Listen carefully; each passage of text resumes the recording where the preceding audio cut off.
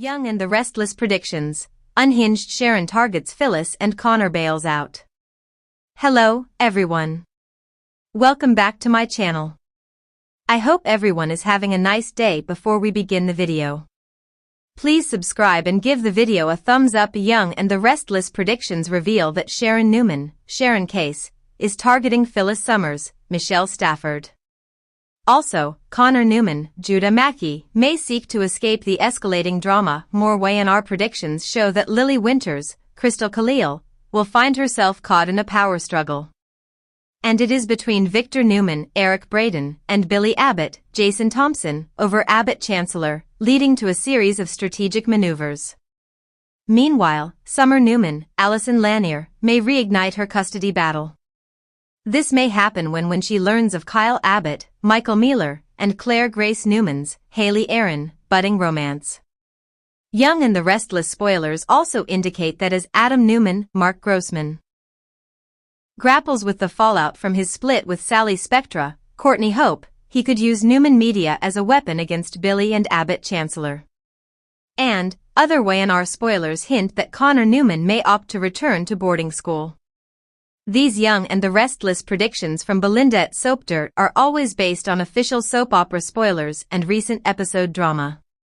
You can get daily updates 7 days a week on all your favorite soap operas right here. Genoa City had seen its fair share of drama, betrayal, and redemption, but this time, things were unraveling fast, starting with Sharon. It began subtly. Sharon, once the pillar of calm in the face of her recent mental health triumphs, started slipping.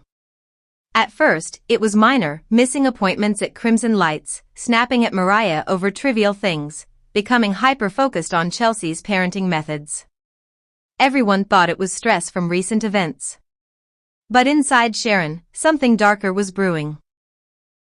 She was haunted by the idea that Phyllis had escaped justice too many times. The memory of Ray's death lingered like fog, never quite lifting. Sharon believed, deep down, that Phyllis's endless schemes and lies had somehow led to the domino effect that destroyed everything. It didn't matter that there was no direct line to blame. Sharon made the connection in her mind and refused to let go.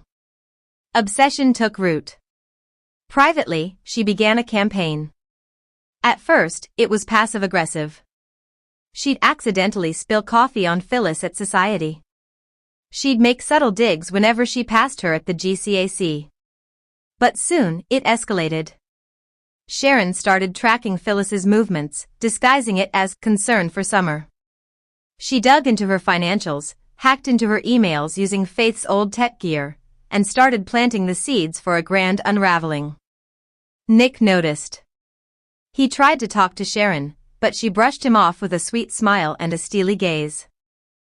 "I'm just looking out for the people I care about," she'd say, sipping from her Crimson Lights mug like nothing was wrong. Meanwhile, Phyllis was truly trying, to rebuild.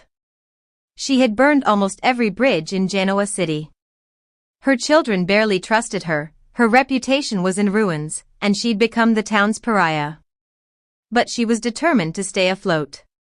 She reopened a boutique tech consulting firm and was even making cautious inroads with Jack, who, despite everything, still saw the spark of the woman he once loved.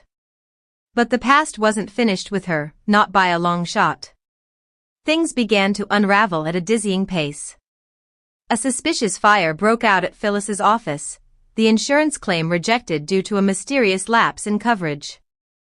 Her personal emails leaked to the press, emails detailing old affairs, betrayals, and backroom deals. At first, Phyllis thought it was karma, or maybe Victor playing one of his games. But it wasn't long before she realized something was off. She confronted Sharon at Crimson Lights. There were no witnesses, just cold stares and sharper words. Sharon said nothing damning, but her smirk said enough. Phyllis knew. And now, she was afraid. Across town, things weren't calmer in the Newman world. Connor Newman, once the sensitive, brooding boy everyone tried to protect, had reached his breaking point. The pressure of being a Newman, the expectations, the looming shadows of Adam's sins, and the whispers about his mental health had taken their toll. He'd tried therapy. He'd tried moving schools. Nothing worked. He felt caged. Suffocated. One night, without a word to Chelsea or Adam, he packed a duffel bag and vanished. Not dramatically, just methodically. He left his phone behind, used cash he'd slowly squirreled away, and boarded a bus heading out of Wisconsin. His disappearance shattered Chelsea. She broke down at the police station, screaming that she knew he wasn't running away. Something must have happened. Adam was quieter, but no less devastated. He blamed himself, of course. He always did. But this time, he had no plan. No one to manipulate. No favor to call in. He was a father who'd failed.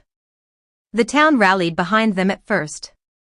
But when days turned into a week, sympathy shifted into suspicion. Some suggested Connor had inherited his father's darkness. Others whispered that Chelsea had been unstable for years. Even Billy, trying to console Victoria, said something cruel: that boy never stood a chance. But they were all wrong. Connor hadn't spiraled. He had escaped. He found a quiet town in upstate New York and got a job under an assumed name at a bookstore. The owner, a retired professor, took a liking to him, didn't ask questions. Connor kept to himself, devoured books on philosophy and art, and began writing in journals. For the first time in his life, he felt free.